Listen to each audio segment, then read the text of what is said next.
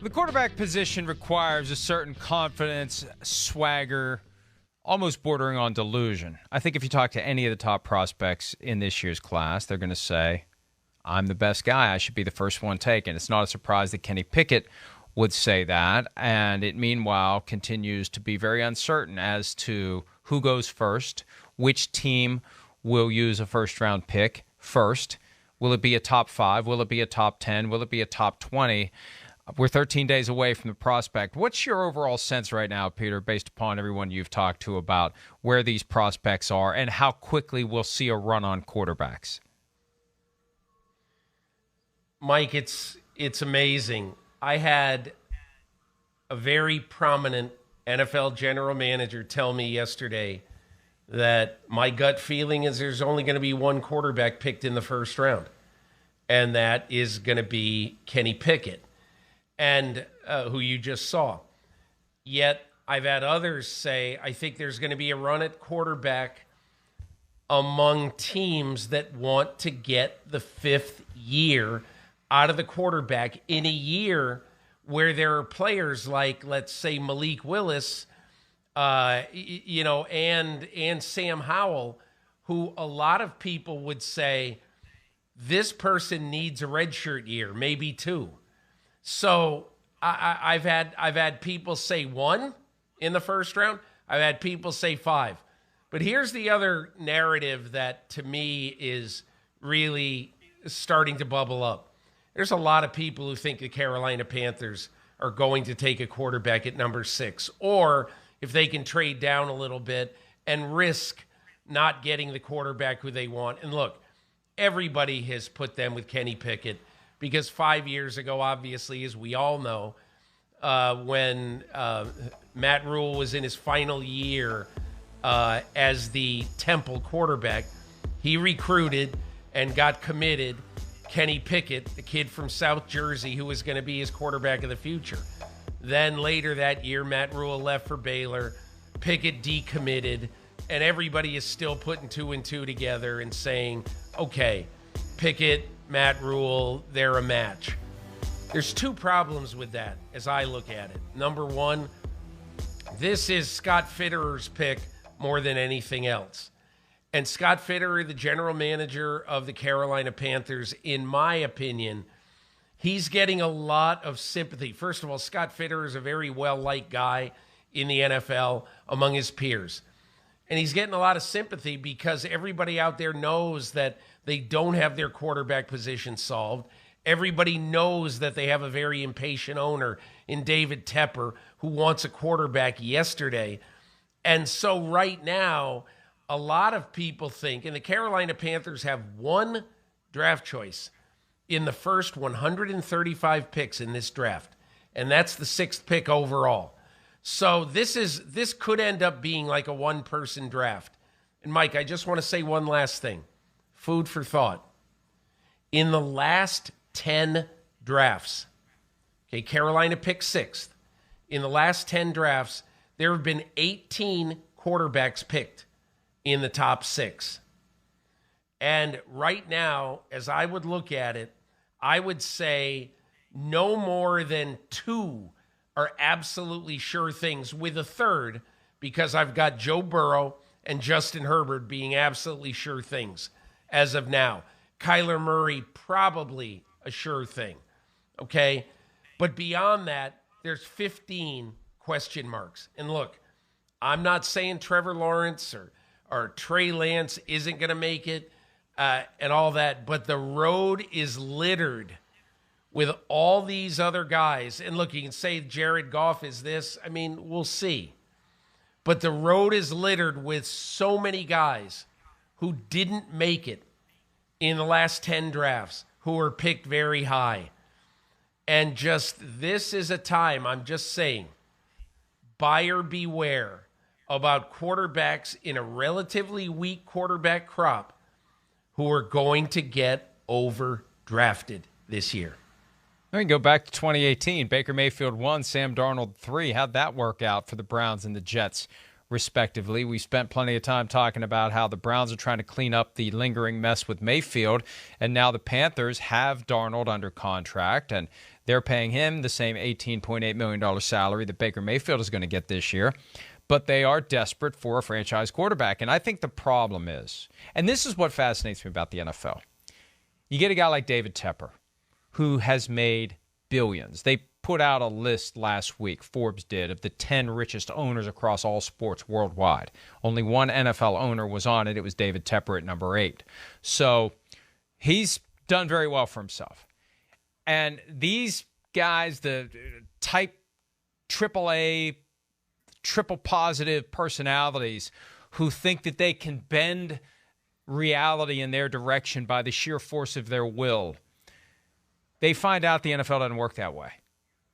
They find out that sometimes the more they want something, the harder they try to get it. Yeah, the harder they try to get it, the harder it is to get it. And Tepper has been determined to get a franchise quarterback, and he can't. They swung the bat twice for Deshaun Watson, and it whipped back around and hit them in the head. And now they've got, an opportunity. The only way that you can force a quarterback to come to you is through the draft. And Peter, you're right. There's been plenty of failures. But the rookie wage scale that got put in place in 2011 makes it easier to justify rolling the dice. Because if you roll it right, you got your answer for the next 10 to 15 years. If you roll it wrong, we'll be back here in a year or two to do it all over again. And I think David Tepper is willing to roll the dice. And I think they are going to take a quarterback at 6. I'd be surprised if they don't, because Tepper so desperately wants to solve that position, and he can't do it through free agency. He can't do it through a trade. They traded for Sam Darnold, and it blew up in their face. Like I said, they're done kissing frogs from the veteran perspective. Now I think they're going to start kissing frogs from the rookie perspective, and I don't mean that as a disrespect to the quarterbacks or to frogs, for that matter. But you got to take your chances, and you know that sooner or later it's going to work out. We're going to keep doing it, and at some point we're going to get our guy. Do you? Oh, I don't know. Do you? Tepper does. I mean, I don't know either. Hey, Mike, Chris Sims had a great comment on Twitter last week, and I'm sure he said it on your show. I know what you're going to say. His comment was, it's all good to take Kenny Pickett at number 6 and to get excited about him. But what happens in the dog days of training camp when players and even media, who may not be scouts, are looking out at practice, and day after day they see that Sam Darnold is better than Kenny Pickett? Now, Sam Darnold might not be better than Kenny Pickett. We'll see. But I think the danger is that you bring both those guys to training camp, and whether they're competing for a job or whether Matt Rule says, just like Matt Nagy said a year previous, I am not playing Justin Fields early. I'm not playing him until he's ready. This is about 15 years. It's not about the next 3 years. Whatever you say in August sounds good, but then you start 1-3 and your quarterback's thrown 6 interceptions, and all of a sudden you can't hold back the flood any longer. You got to play the kid. So I guess I would just say about this, I agree. I understand that I believe they're probably going to take a quarterback too. But the road is littered, and I could say there's at least 10 out of the 18 who absolutely unequivocally, were ham-handed failures, okay? And you just have to ask yourself, do I truly believe in this guy, whether it be Pickett, whether it be Willis, whatever it is, do I truly believe that this guy is going to be our quarterback for, say, the next 10 years? You mentioned at one point that Matt Rule, while he was at Temple, had recruited successfully Kenny Pickett, and then Rule went to Baylor. Rule is a factor in all of this, too, and I hope David Tepper, for his sake and for his team's sake, thinks this through, because if he views Matt Rule as being on the hot seat this year, and frankly, I'm surprised he survived 2021, and I think the size of the buyout was a factor in keeping him around. But you bring in a quarterback at number 6, you give him a year with Matt Rule and Ben McAdoo, and then you get a new coach in there, and maybe the new coach doesn't believe in whoever you take at number 6. And these are the examples, the tangible examples of the things that can screw up a young quarterback's career before he ever gets a chance to flourish. And this is why I keep coming back to the idea that where that guy goes to start his career has so much of an impact on what he does or doesn't become. If I'm Kenny Pickett, maybe I'm thinking, I don't know that I want to go to Carolina. Not that he's got a choice. What's he going to do, sit out all year? He's stuck. They take him at 6, he's going, but he may be walking into a pit of dysfunction, Peter, that has Matt Rule fired during or after the season, that has a new coach next year that isn't a Kenny Pickett guy. That's the very real risk that arises for Pickett, who's got no control over it. It's a risk he has no say in whether or not he's going to assume. It's amazing how bad a position, in my opinion, the Carolina Panthers are in. It's just, first of all, like I said, one pick in the top 135. And what are they going to do with that pick? They're going to pick a quarterback, most likely. I think we both feel that way, unless they can trade this pick. Okay, and I don't see that happening. But they're going to pick a quarterback that, first of all, will enter the league as not a sure thing. And second of all, will enter the league having no idea if his coaches today are going to be his coaches 9 months from now. And, it's just, look, I'll never forget, a long time ago, Mike, I sat in the, I think it was 6 years I worked for HBO inside the NFL. And every Wednesday or Thursday, the show was on alternate days, different days, depending on what year. I'd sit in a room with Dan Marino for an hour and a half as we would discuss that week's show. But of course, you sit somewhere for an hour and a half or longer, and then you hang around with that person, and you start to talk about real stuff after a while, after you get to know each other. And Dan Marino was, even though, okay, obviously you wish he'd won a Super Bowl, but Dan Marino saw what happened to so many of the picks before him in the draft that year. Remember, that was the golden year for quarterbacks with, so many guys. Ken O'Brien, Todd Blackledge, Jim Kelly, Tony Eason, John Elway, Marino. John Elway, yeah.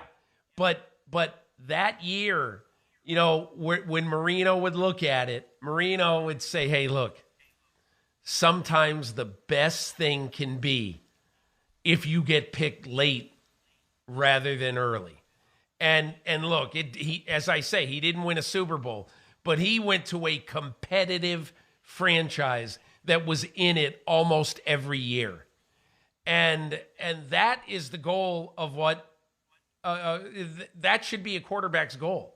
I want to go to a place, not where it's going to be exciting on draft day because I'm the 3rd, 4th, or 5th pick. That shouldn't be your goal.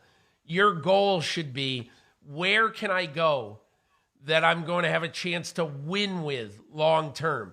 Forget the first contract. It doesn't matter. It's the 2nd and 3rd contracts and being in a place that you have a chance. And that's why I think so many guys, as I say, there's 10 or we could argue 12 that have been lousy picks at between 1 through 6 in the last 10 years. And I think the biggest reason is because of the situation they walk into. Peter has just put a giant worm on the hook as the bait for me to launch into my periodic diatribe against the draft as an un-American process that forces guys to go work places that it isn't in their interest to work. But I'm not going to do that. I'm not taking that bait today. Hi, I'm Mike Tirico, and thanks for watching. Make sure to hit subscribe for the latest news and highlights from NBC Sports.